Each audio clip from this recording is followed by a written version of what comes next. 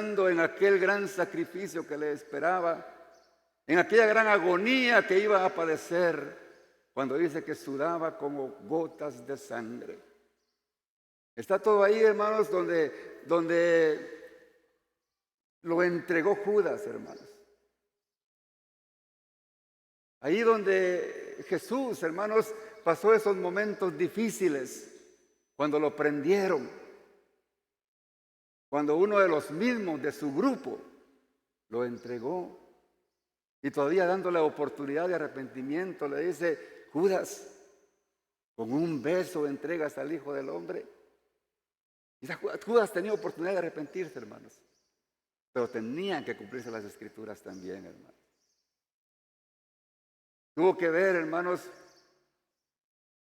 cómo cuando lo prendieron, y él ya se los había profetizado, todos se fueron y lo dejaron solo. Solo Pedro lo siguió. Pero como Jesús ya lo sabía, el único que lo había seguido le negó. Estábamos estudiando, hermanos, en San Juan, el día miércoles, capítulo 15, 16, acerca, hermanos, de cómo el Señor preparó, hermanos, a sus discípulos cuando llegaran esos momentos difíciles. Porque la vida del cristiano, hermano, no es una vida así como quisiéramos que fuera y como muchas veces escuchamos que es. Y el Señor les decía que Él les estaba diciendo todas esas cosas para que cuando vinieran esos momentos difíciles, que no se fueran a escandalizar, sino que ellos supieran de que cuando Él se fuera, ellos iban a sentir esa desesperación de que su maestro se había ido. Y aún les dice que los echarían de las sinagogas, que harían con ellos tantas cosas que aún, si era posible, los iban a matar. Y que los que lo iban a hacer pensarían que estaban honrando a Dios cuando lo hicieran. Eso fue lo que hizo el apóstol Pablo cuando todavía no había conocido al Señor. Era un hombre que hizo sufrir a la iglesia porque él pensaba que estaba honrando a Dios, dándole maltrato a la iglesia. Mas sin embargo, cuando Pablo se encontró con Jesús, hermanos, porque las verdaderas transformaciones en el hombre, hermanos, son cuando nos encontramos de una manera correcta o de una manera sincera con Jesús. Porque cuando Pablo se encontró con Jesús, hermanos, no se pudo echar atrás.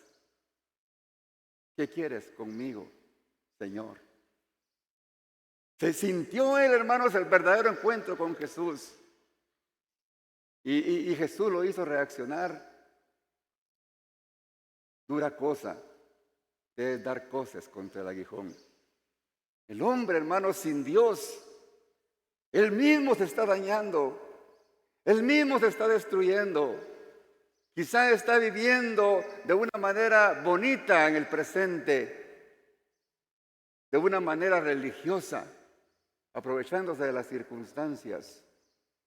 Pero el hombre que actúa de esta manera está dando cosas contra el aguijón, hermanos. Porque está haciendo daño a la obra de Dios.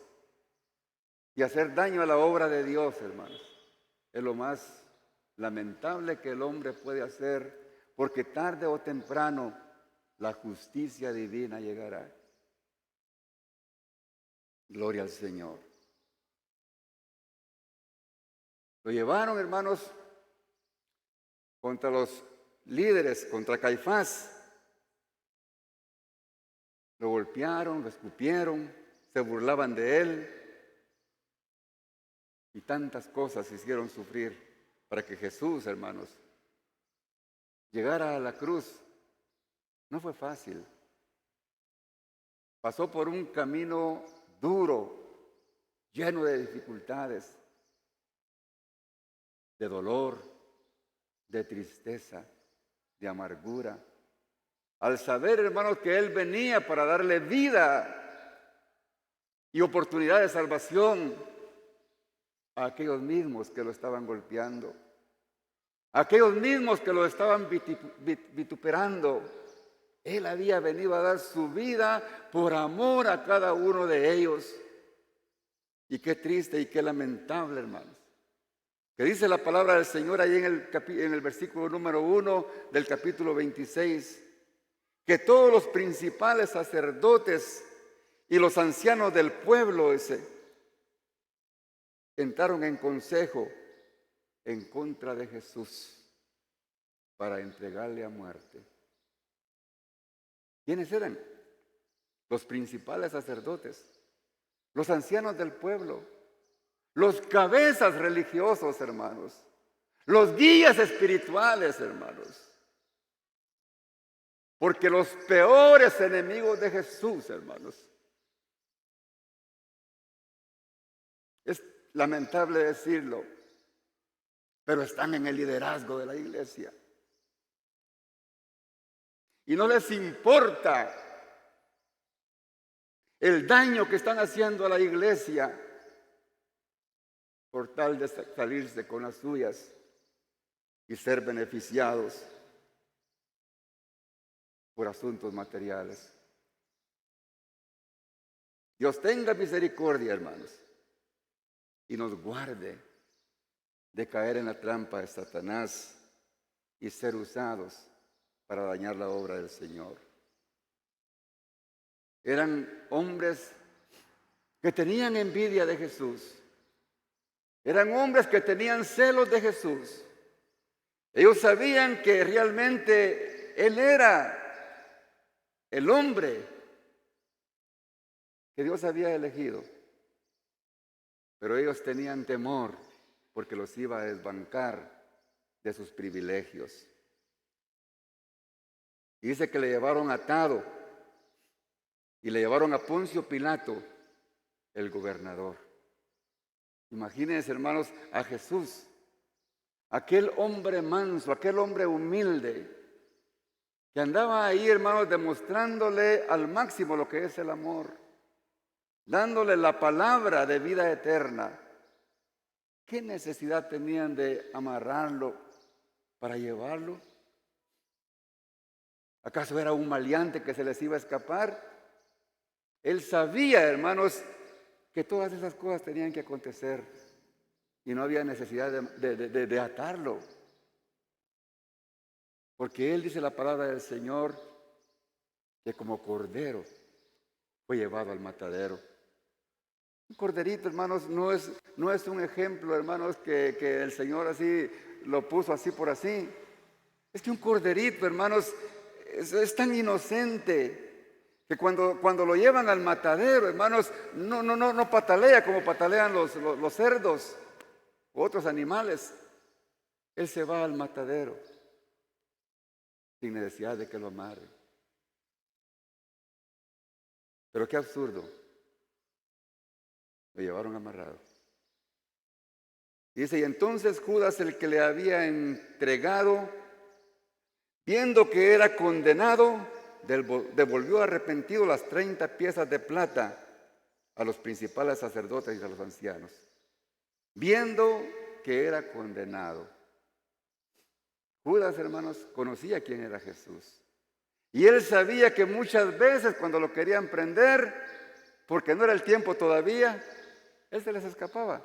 Porque para Jesús era fácil, hermanos, escaparse. Pero cuando el tiempo llegó, él se fue como un cordero al matadero. Pero Judas, hermanos, cuando vio que era juzgado, iba a ser condenado, dice que arrepentido devolvió las 30 piezas de plata. ¿Y de qué? ¿Qué hacía con devolver las piezas de plata y al fin y al cabo ya lo había entregado?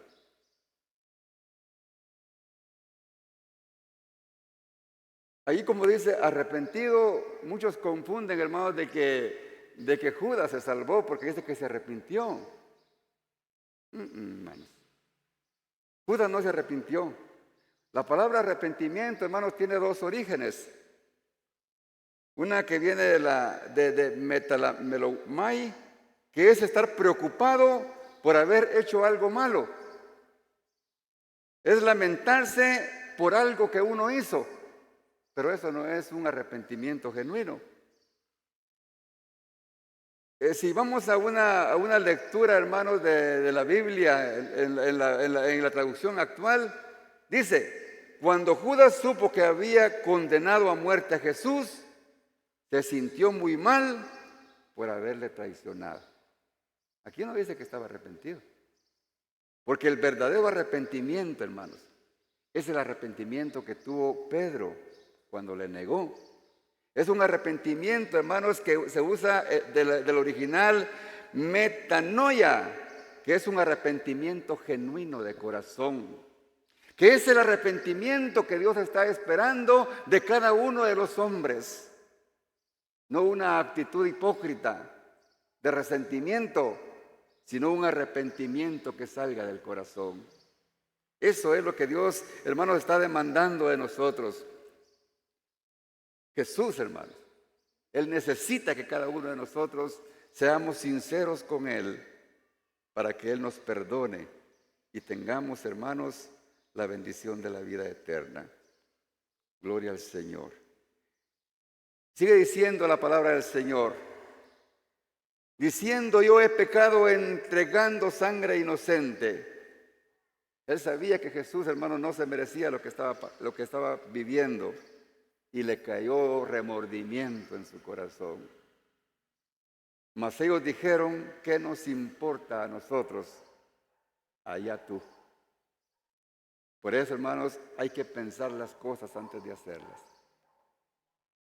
No podemos estar después golpeándonos el pecho después de que hemos hecho daño a nuestro prójimo, porque los daños que se hacen muchas veces son irreversibles. Que Dios nos guarde. Y arrojando las piezas de plata en el templo, salió y se ahorcó. ¿Qué hizo Judas?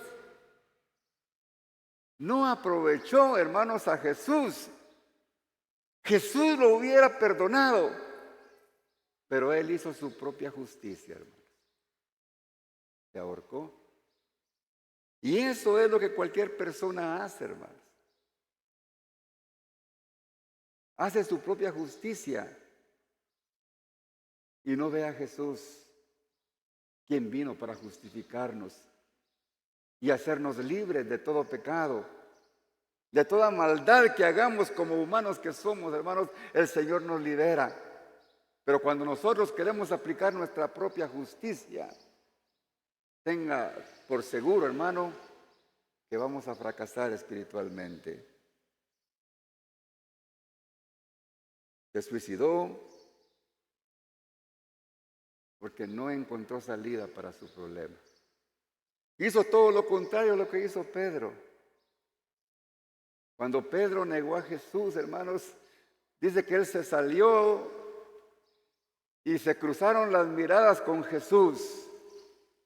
Y en ese momento, cuando él le había negado 3 veces, cruzaron sus miradas y vio aquella mirada de Jesús, aquella mirada de misericordia que provocó en él un arrepentimiento genuino, que cuando lloró, dice la palabra que lloró amargamente. Porque cuando hay un verdadero arrepentimiento, hay lágrimas. Lágrimas, hermanos, que provocan dolor en nuestro ser al saber que hemos ofendido a un Dios que no se merece lo que nosotros hicimos. Por eso, hermanos, el buen cristiano se identifica por su sinceridad con Dios,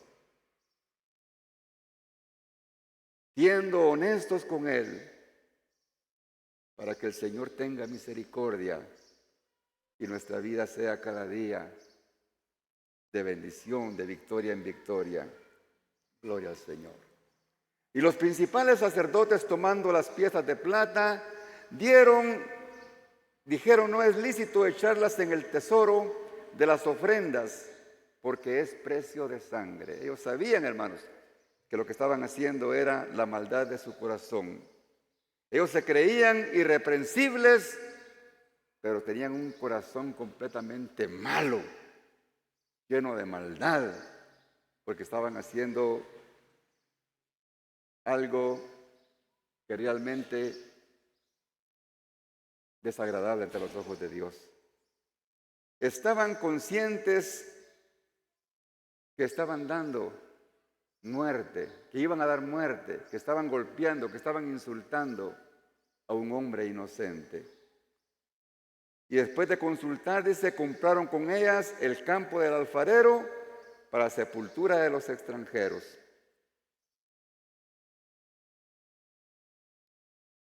Los religiosos, hermanos, los líderes religiosos se esconden en las buenas obras para que les aplaudan, para que les digan, esos son los líderes que necesitamos en la iglesia, haciendo cosas, hermanos, para aparentar que son personas bondadosas, pero que sus corazones están llenos de maldad. Para comprar, hermanos, un terreno donde pudieran sepultar a los extranjeros. ¡Ah, qué bueno! Qué buenas actitudes, ¿verdad? Pero qué corazón más llenos de maldad. Por lo cual dice aquel campo se llama hasta el día de hoy campo de sangre. Así se cumplió lo dicho por el profeta Jeremías cuando dijo, tomarán las 30 piezas de plata, precio del apreciado, según precio puesto por los hijos de Israel. Gloria al Señor. Esa profecía, hermanos, la había dicho el profeta Jeremías 600 años antes. ¡Qué profecías, hermanos!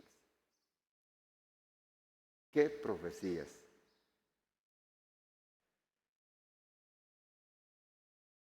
Ese es el poder de Dios en el corazón de un hombre temeroso. Y dice, y las dieron para el campo del alfarero, como me ordenó el Señor. Fíjate que esta es otra profecía en el versículo número 10. Y las dieron para el campo del alfarero, como me ordenó el Señor. Esa profecía la dio Zacarías, en Zacarías 11, 12, 13. La perfección y la exactitud de la palabra. Jesús pues estaba en pie delante del gobernador y éste le preguntó diciendo, ¿eres tú el rey de los judíos? Y Jesús le dijo, tú lo dices. Y siendo acusado por los principales sacerdotes y por los ancianos, nada más respondió. Pilato entonces le dijo, ¿no oyes cuántas cosas testifican contra de ti? Pero Jesús no respondió ni una palabra, de manera que el gobernador se maravillaba. ¿Cuándo, hermanos, alguien que está siendo acusado no se va a defender? Hermanos, aunque la persona sea culpable, siempre va a decir algo a beneficio de sí. Pero Jesús dice, enmudeció. No dijo ni una sola palabra. Porque en cada acontecimiento, hermanos, que estaba viviendo Jesús, todo estaba escrito. Y aquí, hermanos, Jesús estaba dando cumplimiento a Isaías 53:7, cuando decía, angustiado él y afligido, no abrió su boca. Como cordero fue llevado al matadero, y como oveja delante de sus trasquiladores, enmudeció y no abrió su boca. Qué mansedumbre la de Jesús, hermanos. Lo estaban acusando con tantas mentiras. ¿Qué hacemos nosotros cuando nos acusan? ¿Qué hacemos nosotros cuando nos calumnian? Inmediatamente empezamos a defendernos. Pero yo quiero decirle ahora, hermanos, es mejor callar y que Dios se encargue, hermanos. Mía es la venganza, dice el Señor. Y Él sabrá, hermanos. No pensando, hermanos, en que Dios me va a vengar a mí, sino que Dios va a tener misericordia de las personas que me están haciendo daño. Porque si realmente soy cristiano, hermanos, tengo que amar aún a las personas que no me aman. Porque hermanos, es el mandamiento de Dios. Ahora bien, en el día de la fiesta acostumbraba el gobernador soltar al pueblo un preso, el que quisiesen. Ese era llamado como un día de gracia de parte del gobernador. Y Pilato se acordó, hermanos, y dijo, aquí está la solución. Le voy a poner a un candidato que es de lo peor, a alguien que hace daño a la sociedad. Porque Pilato, hermanos, quería quedar bien con los dos. Pero ¿qué pasó? Y tenía entonces un preso famoso llamado Barrabás. Este Barrabás, hermanos, según los evangelios, hermanos, era un hombre que estaba acusado de sedición, o sea que le gustaban los buchinches. Estaba señalado como un asesino, como un criminal, como un ladrón. Era un hombre famoso, hermanos. Era un hombre que le tenían miedo. Pero mire esto. Reunidos pues ellos, dijo Pilato, ¿a quién queréis que os suelte? ¿A Barrabás o a Jesús llamado el Cristo? Porque sabía ese que por envidia le habían entregado. Entonces él pensó, hermanos, que al darle la oportunidad de dejar libre a Barrabás, dijo, bueno, automáticamente aquí van a dejar libre a Jesús. Eso era lo lógico, ¿verdad?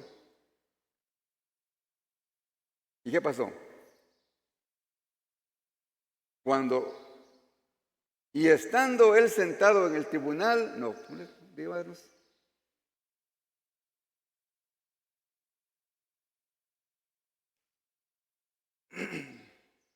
estando él sentado en el tribunal, su mujer le mandó decir, no tenga nada que ver con este justo, porque hoy he padecido muchos sueños por causa de él. Esta mujer, hermanos, no sé si era una mujer que estaba teniendo sueños porque era supersticiosa, no se sabe, porque ella no era cristiana. Pero también pudo ser de que que Dios le haya puesto sueños, porque Jesús, hermanos, cuando Él quiere dar un mensaje, Él usa a quien Él quiere. Él usa al mismo Satanás, hermanos, para cumplir sus propósitos y muchas veces en nosotros. Pero no escuchó los consejos de esta mujer que le decía que no tuviera nada, que no le hiciera daño a Jesús, porque ella tenía muchos sueños que no la dejaban tener paz y tranquilidad. Dice, pero los principales sacerdotes y los ancianos persuadieron a la multitud que pidiesen a Barrabás y que Jesús fuese muerto. Dice que persuadieron al pueblo. O sea, mire qué maldad de esta gente, hermanos. Cuando dice que ellos persuadieron a Jesús, quiere decir que ellos convencieron al pueblo de que dijeran que quedara libre Barrabás. Era algo ilógico. Pero para ganarse, hermanos, a ese pueblo, tuvieron que hacer algo. A saber qué regalos les darían, hermanos, para conquistárselos. Pero lo que estaban haciendo no era nada de lógico.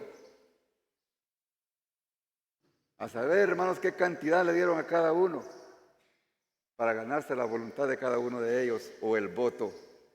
Y respondiendo el gobernador les dijo, ¿a cuál de los dos queréis que os suelte? Y ellos dijeron, a Barrabás. Escogieron al más malvado de la sociedad. Y Pilato les dijo, ¿qué pues haré de Jesús, llamado el Cristo? Y todos dijeron, sea crucificado. ¿Se merecía Jesús eso, hermanos? Por traer un mensaje de salvación y vida eterna. ¿Se merecía eso Jesús? Pero dijeron ellos, sea crucificado. La crucifixión, hermanos, era la peor de los tormentos concebidos en la mente humana, hermanos. Era la muerte más cruel La crucifixión, hermanos, fue inventada en Persia en el siglo V y VI antes de Cristo. Y después se fue difundiendo en todo el Mediterráneo, en Grecia, hasta que llegó a Roma, donde crucificaron a Jesús. Una muerte de lo peor, hermanos. Qué fácil ahora son las muertes, ¿verdad? Con una bala y en el momentito se muere. Pero una crucifixión, hermanos, es lo más tormentoso que una persona puede vivir. Y viendo Pilato que nada adelantaba, sino que se hacía más alboroto, tomó agua y se lavó las manos delante del pueblo, diciendo: inocente soy de la sangre de este justo, allá vosotros. Pilato sabía, hermanos, que Jesús era justo, mas sin embargo lo condenó. Él estaba conociendo, hermanos, su injusticia al saber que Jesús era inocente. Lavarse las manos, hermanos. Lavarse las manos era un ritual, hermanos. Mire cómo era de tremendo este hombre de Pilato, hermanos. Él conocía la ley y sabía que estaba tratando con hombres judíos. Porque en la ley, hermanos, había, ahí en Deuteronomio, hermanos, había un rito que cuando encontraban a un cuerpo, a alguien que estaba muerto, y no había quien fuera el culpable de ese muerto, porque nadie lo había visto, todo el pueblo tenía que hacer un ceremonial. Y dice que ponían una becerra y sobre esa becerra se lavaban las manos. Y ese era un ritual que hacía saber de que todos eran inocentes de la muerte de esa persona. Y eso fue lo que hizo Pilato. Se lavó las manos para decir que él era inocente de esa muerte. Pero con Dios, hermanos, a Dios no se le puede engañar. Dice la palabra del Señor, hermanos, en Números 14, 18, que Jehová es tardo para la ira y también es grande en misericordia, que perdona la iniquidad y la rebelión, aunque de ningún modo, dice, tendrá por inocente al culpable.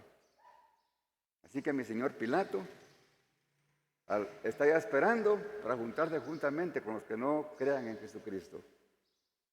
Porque él dio, hermanos, condenación al que era justo. Él dice que no ve por inocente al culpable. Así es, hermanos, de que examinamos nuestras conciencias para que no haya culpabilidad en nosotros. Porque la conciencia, hermanos, nos dicta si realmente estamos siendo sinceros con Dios o no. O sea que Pilato, hermanos, falló como gobernador, porque el gobernador tenía que hacer justicia. Y es triste y lamentable, hermanos, que los jueces y los gobernadores, quienes tienen que hacer justicia, son quienes no la hacen, hermanos. Y eso no es solamente en el tiempo de antes, es en el tiempo presente. ¿Cuántos maleantes andan sueltos, hermanos? Porque los jueces se han vendido. Pero llegará el día, hermanos, en que les llegará la verdadera justicia. Y de la justicia de Dios, nadie se va a liberar. Y respondiendo todo el pueblo dijo: su sangre sea sobre nosotros y sobre nuestros hijos. Qué palabras más fuertes que ellos dijeron en contra de sí mismos. Dice: su sangre sea sobre nosotros y sobre nuestros hijos. Hermanos, tenemos que medirnos lo que digamos, porque estas palabras que dijeron, hermanos, estos hombres israelitas, les ha tenido que pagarlas muy caro. No solamente las vivieron ellos y sus padres, sino que también sus hijos. Y es por eso, hermanos, que el pueblo de Israel, a pesar de que es el pueblo de Dios, ha sufrido, hermanos, como ningún otro pueblo lo ha hecho. Porque no han sabido honrar a Dios, a pesar de que Dios ha tenido un trato directo con ellos y los ha guardado y los ha defendido. Pero ellos han sido muy rebeldes con su Dios. Pasaron 400 años en Egipto como esclavos. Salieron de esa esclavitud, cayeron en la esclavitud de los sirios. Después 70 años con los babilonios. Y después esclavos de los romanos. Han sufrido, hermanos, a más no poder.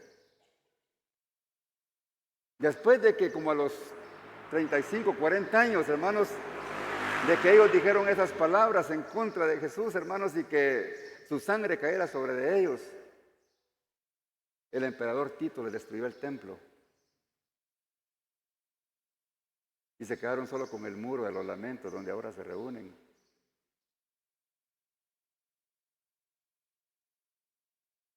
En la Segunda Guerra Mundial, Hitler los quiso exterminar a todos y no pudo, pero sí mató a 6 millones. Porque es imposible, hermanos, que el pueblo de Dios sea destruido. Porque el pueblo de Dios, hermanos, va a prevalecer. Así como prevalece la iglesia, hermanos. Porque la iglesia la han querido destruir, pero jamás podrá el hombre destruir la obra de Dios, hermanos. Han sufrido tanto, hermanos, los judíos, que fueron expulsados de España. Y en todo tiempo, hermanos, ellos se han encontrado en guerra. Y en el presente no es la excepción, hermanos. Pero siguen siendo el pueblo de Dios. Y seguimos, hermanos, nosotros como cristianos, orando, intercediendo por el pueblo de Israel. Porque a eso nos mandó el Señor a nosotros. Que pidamos por la paz, hermanos, de Jerusalén. Porque ellos son su pueblo. Y ellos están sufriendo, hermanos, y en parte por la misericordia que Dios ha tenido por nosotros. Entonces le soltó a Barrabás y habiendo azotado a Jesús, le entregó para ser crucificado. Lo azotaron. Qué bonito azotado, ¿eh? Cuando dice aquí, hermanos, aquí los escritores, hermanos, no profundizan tanto como es la verdadera realidad. Fue azotado Jesús y fue entregado para ser crucificado. Así, 4 palabritas. Pero esos azotes, hermanos, desfiguraron el cuerpo de Jesús, hermanos.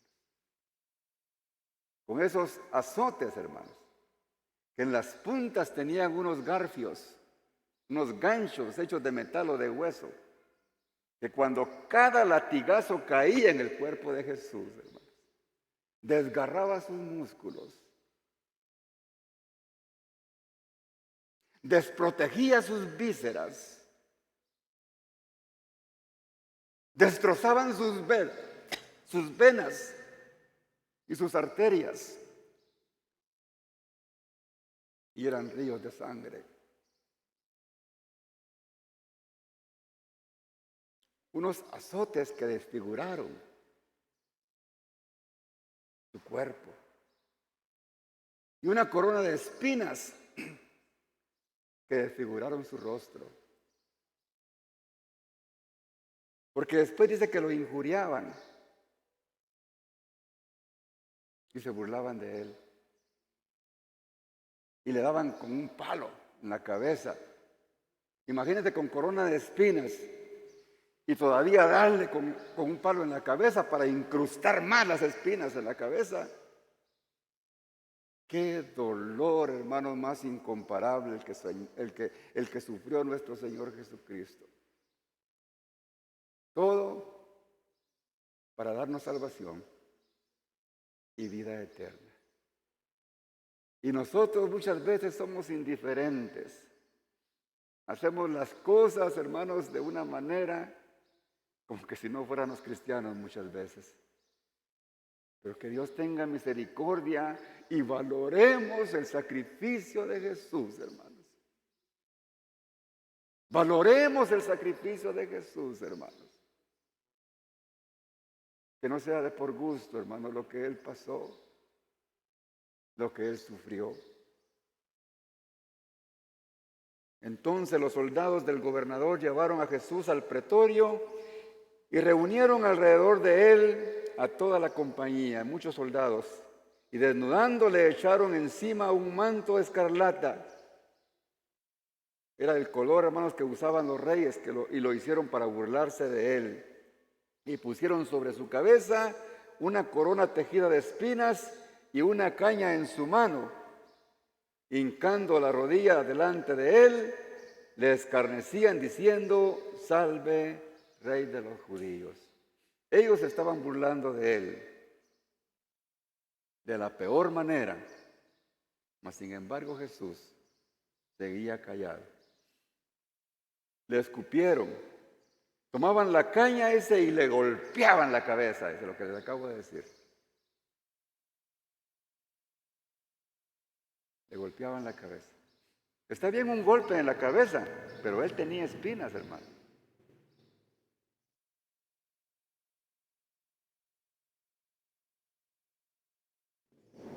Después, dice, de haberle escarnecido, le quitaron el manto y le pusieron sus vestidos y le llevaron para crucificarle.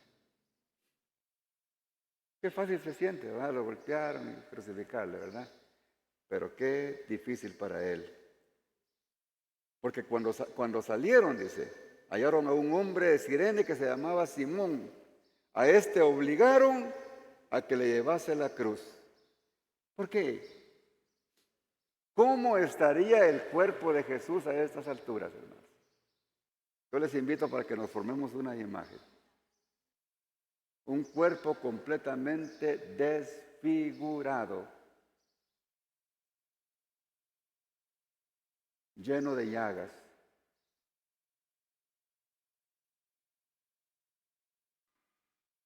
A saber con cuántos grados de fiebre por tanta infección que tenía en su cuerpo. Por aquel polvo que se le pegaba, hermanos, porque su cuerpo estaba al descubierto.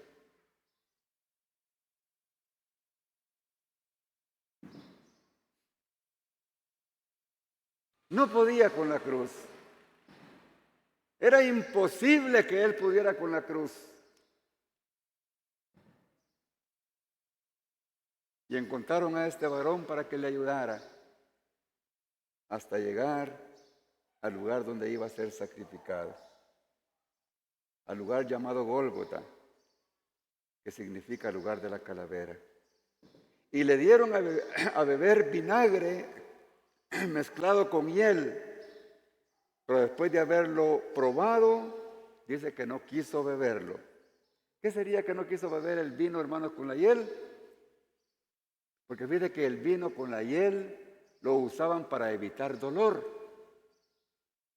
Pero Jesús, hermanos, que era un hombre honesto y sincero, él sabía que tenía que pasar todo dolor para que las escrituras se cumpliesen. Él no quería evitar el dolor, porque esa era la prueba, hermanos, de que estaba recibiendo el castigo que nosotros merecíamos. Y así es como Él manifestó su amor hacia nosotros. Dice Isaías 53, 4 y 5. Ciertamente Él llevó nuestras enfermedades. Él sufrió, dice, nuestros dolores. El dolor que nosotros teníamos que haber padecido en un lago de fuego. Herido, mas Él herido fue y abatido, mas Él herido fue por nuestras rebeliones, por nuestra culpa, por nuestros pecados, por nuestras indiferencias. Molido por nuestros pecados, el castigo de nuestra paz fue sobre Él, y por sus llagas fuimos nosotros curados. Esa curación, hermanos, no es una curación de una enfermedad física. Es esa curación, hermanos, del alma. Esa sanidad, hermanos, que ningún hombre puede hacer en otro hombre. Que solamente alguien que no tiene pecado como nuestro Señor Jesucristo lo pudo haber hecho. Él es, hermanos, el que sanó nuestras enfermedades y nuestras llagas curó, porque no había quien las pudiera curar. Cuando lo hubieron crucificado, dice, repartieron entre sí sus vestidos, echando suerte para que se cumpliese lo dicho por el profeta. Partieron entre sí mis vestidos y sobre mi ropa echaron suerte. Hasta sus vestidos, hermanos, echaron suerte, pero lo hicieron porque ya estaba escrito. Ahora, hermanos, los de la prosperidad dicen de que echaron en suerte sus vestidos porque eran finos, dicen, ¿verdad? Eran de alto valor. No, hermanos. Jesús permitió, echaron suerte de sus vestidos para que las escrituras se cumplieran. No era, hermanos, porque él era rico materialmente. No, hermanos, él no vino a eso. Él no vino a dar riquezas a los hombres. Él vino a dar riqueza espiritual, eso sí. Dice Salmo 22, 18, donde está la profecía. Repartieron entre sí mis vestidos y sobre mi ropa echaron suerte. La profecía se cumplió, hermanos. Así es de que fuercen las escrituras los hombres que viven del evangelio, porque están llenos de avaricia. Y sentados le guardaban allí, y pusieron sobre su cabeza su causa escrita: este es Jesús, el Rey de los judíos. Pusieron una gran verdad, aunque muchos se molestaron por lo que pusieron, pero como les dijo, lo que está escrito, escrito está. Entonces crucificaron con él a dos ladrones, uno a la derecha y el otro a la izquierda. Y los que pasaban le injuriaban, diciendo: tú que derribas el templo, en 3 días lo reedificas. En 3 días lo reedificas, sálvate a ti mismo. Si eres hijo de Dios, desciende de la cruz. ¿Cómo lo injuriaban? Y de esta manera también los principales sacerdotes, escarneciéndole con los escribas y los fariseos y los ancianos, le decían: a otro salvó, a sí mismo no se puede salvar. Si es el Rey de Israel, descienda ahora de la cruz y creeremos en él. Qué forma de tentar a Jesús, hermanos.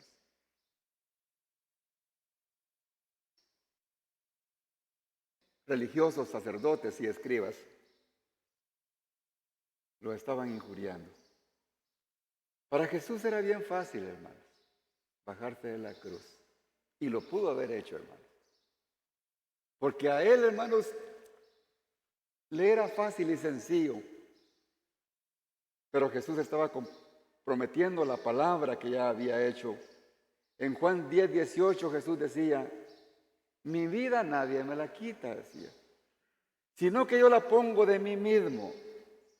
Tengo poder para quitarla y tengo poder para volverla a tomar. De lo que les estaban diciendo, hermanos, estos hombres, para él era fácil hacerlo. Pero ¿qué hubiera pasado si Jesús se baja de la cruz, hermanos? Nosotros no estuviéramos aquí ahora, hermanos. Estuviéramos destinados a una condenación segura. Grande e inmenso es el amor de Dios. Grande y fuerte. Confío, Dios, líbrele ahora si le quiere, porque ha dicho: soy hijo de Dios. Jesús, hermanos, estaba respetando la voluntad del Padre y su soberanía, como nosotros tenemos que hacerlo. Porque cuando hemos reconocido que Dios es soberano, en las buenas y en las malas, tenemos que aprender a hacer su voluntad. Dice, lo mismo le injuriaban también los ladrones que estaban crucificados con él.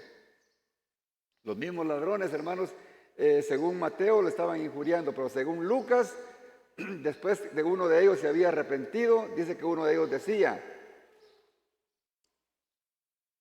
Uno de los ladrones dijo al otro: nosotros a la verdad justamente padecemos porque recibimos lo que merecieron nuestros hechos, mas este ningún mal hecho. Y dijo a Jesús: acuérdate de mí cuando vengas en tu reino. Entonces Jesús le dijo: de cierto te digo que hoy estarás conmigo en el paraíso. Qué privilegio, hermanos, el de este ladrón que estaba al lado de Jesús. Había hecho tantas maldades, pero en último momento recibió el perdón de pecados. Ese es un privilegio que no cualquiera tiene, hermano. Y ninguno puede exponerse a pensar que a última hora se va a arrepentir, porque nadie sabe si va a tener la oportunidad de hacerlo. Y desde la hora sexta hubo tinieblas sobre toda la tierra hasta la hora novena. O sea, de las 12 a las 3 de la tarde empezó a ocurrir algo sobrenatural en aquel lugar. Y cerca de la hora novena, Jesús clamó a gran voz diciendo: Elí, Elí, lama sabactani, que es Dios mío, ¿por qué me has desamparado? Se sintió completamente solo, porque aún nuestro Padre Celestial había quitado su mirada de él. En el preciso momento en que Jesús estaba llevando el pecado de toda la humanidad,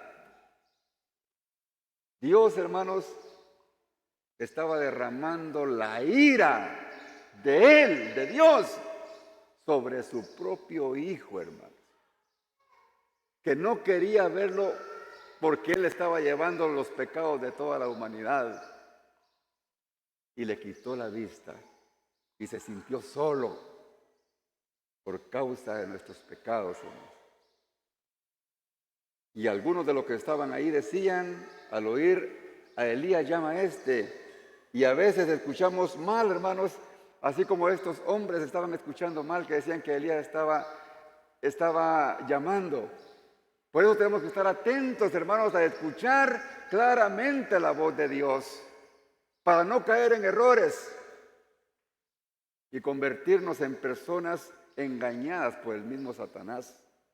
Y al instante, corriendo uno de ellos, tomó una esponja y la empapó de vinagre, poniendo en él una caña, le dio a beber. Y esta vez sí tomó el vinagre, porque el vinagre le apaciguaba su sed. Pero los otros decían: deja, veamos si viene Elías a librarle. Mas Jesús, abriendo otra vez, clamó a gran voz y entregó su espíritu. Y ahí, hermanos, concluyó la obra de nuestro Señor Jesucristo. En Juan 9:30 dice: cuando Jesús hubo tomado el vinagre, dijo: consumado es. Y habiendo inclinado la cabeza, entregó su espíritu. Consumado es, hermanos, quiere decir la obra está terminada. Allí fue, hermanos, donde el Señor venció a Satanás.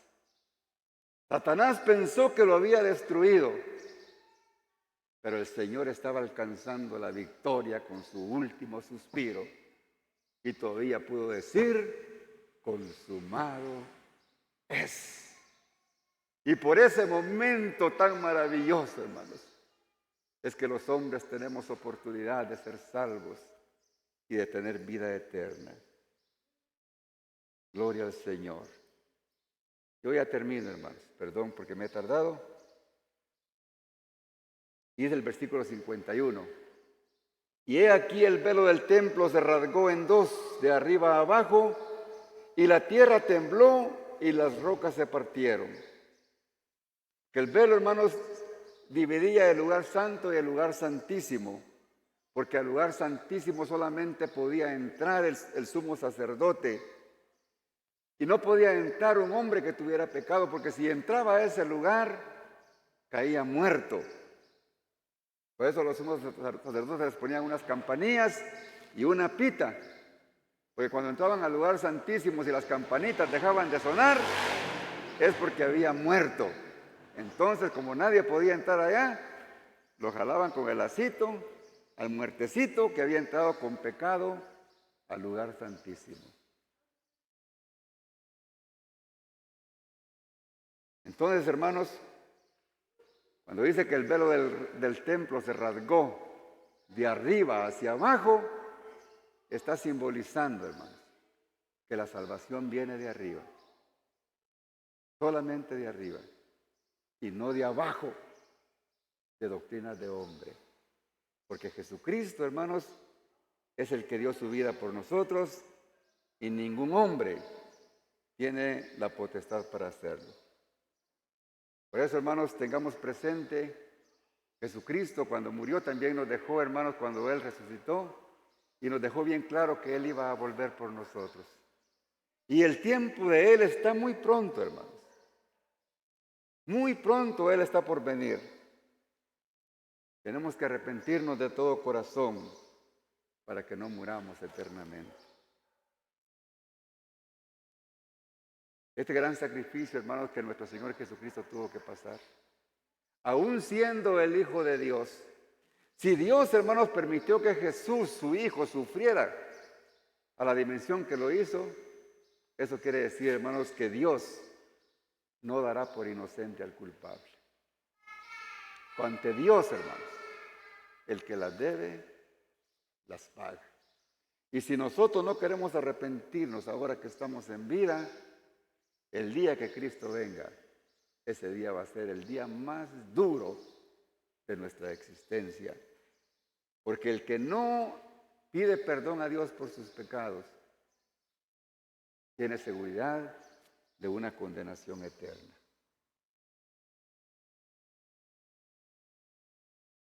Entonces, cuando el velo del templo se rasgó, significa también, hermanos, de que ahora a través de nuestro Señor Jesucristo tenemos entrada directa al lugar santísimo. Y ya no necesitamos sacerdotes para que dirijan sacrificios, sino que directamente cada uno de nosotros podemos postrarnos delante de Dios y estar íntimamente en relación con Él. Porque estamos a través del sacrificio de Jesús con un contacto directo hacia nuestro Padre Celestial. Y Jesús, hermanos, es el único medio por el cual podemos llegar al Padre. Primera Timoteo 2:5 dice, porque hay un solo Dios y un solo mediador entre Dios y el hombre, Jesucristo hombre. Y Hechos 4:12 también dice, porque en ningún otro hay salvación, porque no hay otro nombre bajo el cielo dado a los hombres en que podamos ser salvos, solamente a través de Jesús. Y Juan 14:6 dice, yo soy el camino, yo soy la verdad y yo soy la vida. Nadie viene al Padre si no es por mí. Creo que esta palabra, hermanos, si alguien la recibió y la entendió y quiere tener ese acceso directo al Padre, solamente es a través de Jesús. Especialmente usted que nos ve a través de la televisión, a través de las redes sociales, yo quiero hacerle la invitación para que usted se acerque a Dios, para que usted no tome a broma las cosas de Dios. Jesús no vino a este mundo para que nosotros seamos mejores, sino que simplemente Él vino para darnos salvación y vida eterna. No vino para que tengamos cosas materiales en abundancia, no, Él vino para que tengamos vida en abundancia en la eternidad. Es de que si usted quiere ser partícipe de la iglesia del Señor, yo le invito para que usted le pida perdón a Dios por sus pecados y lo reciba en su corazón, para que Él sane su alma, perdone sus pecados y lo inscriba en el libro de la vida. Señor Jesús, en esta hora, escucha, Padre Santo, la oración de cada una de las personas, Señor, que se están dirigiendo a ti con un corazón contrito y humillado. Perdona, Señor, sus pecados, inscribe sus nombres en el libro de la vida y dale salvación y vida eterna. Gracias, Padre bendito, por cada persona que en esta hora ha atendido tu palabra, que no ha claudicado de ella, Señor, que no se ha quejado de lo que hoy se ha dicho, Señor. Gracias, Padre Santo, porque si han recibido tu palabra, te han recibido a ti, Señor. Y tu promesa es que el que te recibe a ti, recibe al Padre. Por lo tanto, tiene salvación de su alma. Gracias, Padre bendito, en el nombre de Jesús. Amén. Gloria al Señor. Que el Señor les bendiga, hermanos. Pasen feliz noche.